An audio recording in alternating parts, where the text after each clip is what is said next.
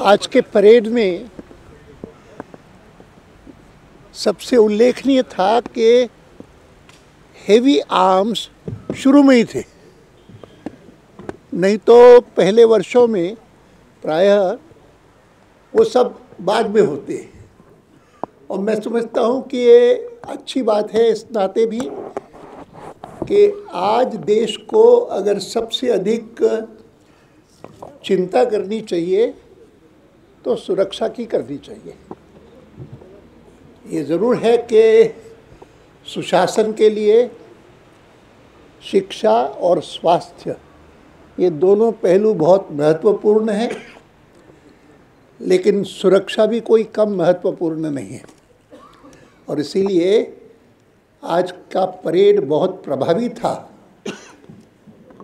और खुशी इस बात की भी है कि इस गणतंत्र दिवस की परेड को आरंभ हुए 50 में शुरू हुआ, तो उस हिसाब से आज 50वीं वर्षगांठ है गणतंत्र दिवस की। चाहे 65 वर्ष, हाँ, नहीं तो 64 लगता है क्योंकि 14 है, लेकिन गणतंत्र दिवस के 65 साल पूरे हुए हैं। और शायद हमारे राष्ट्रपति जी के लिए ये दूसरा वर्ष है। हाँ, पहला है, दूसरा है, दूसरा है। वो नहीं, वो शायद गणतंत्र दिवस पर और स्वतंत्रता दिवस पर दूसरा होगा। हाँ। सर, इसके साथ साथ जहाँ आपने सुरक्षा की बात की, अराजकता की भी बात हो रही है। सब कल राष्ट्रपति ने अराजकता से मैं उसके बारे में कहूँगा, मैं पर करना चाहता हूँ।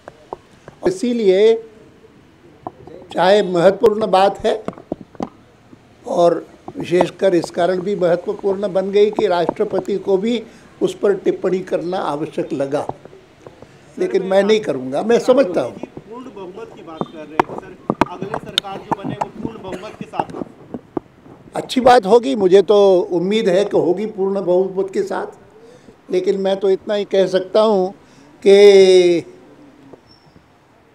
चुनाव का वर्ष एक प्रकार से शुरू हो ही गया है।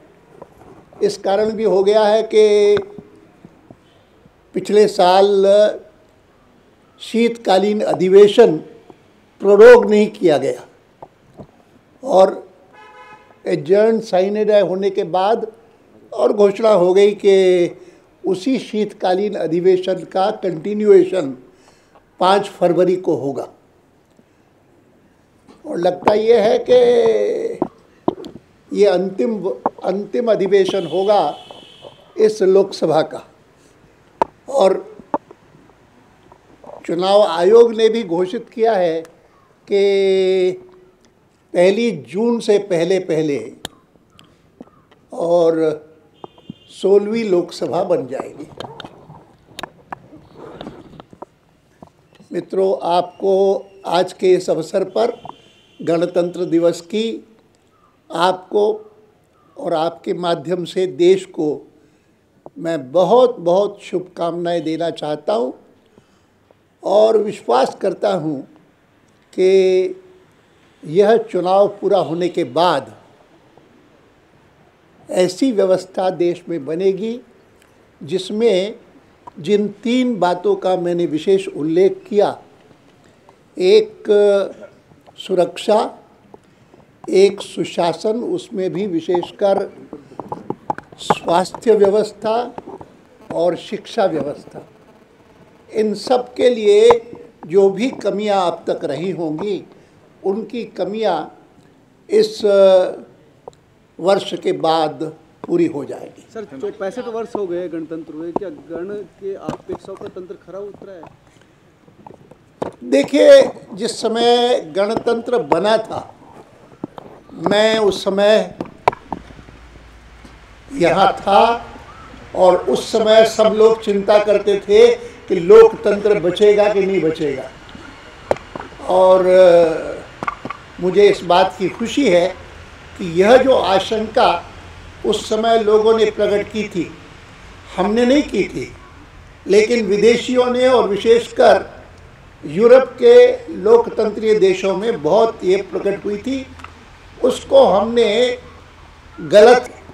सही है कि एक काल जरूर ऐसा भी लोकतंत्र पर भारण लग वो उन्हीं का जन संघर्ष के कारण और जनता की इच्छा के अनुरूप वह ग्रहण समाप्त हो गया।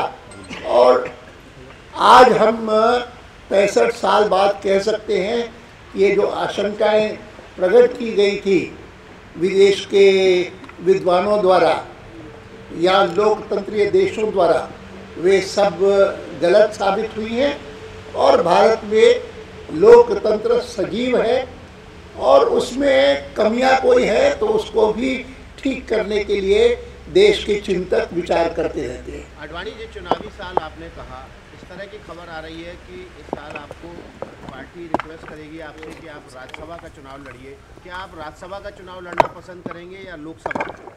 मुझे तो किसी ने कहा नहीं है, मैंने आज किसी एक पत्र में देखा जरूर, लेकिन मुझे कोई सुझाव देगा तो फिर मैं सोचूंगा।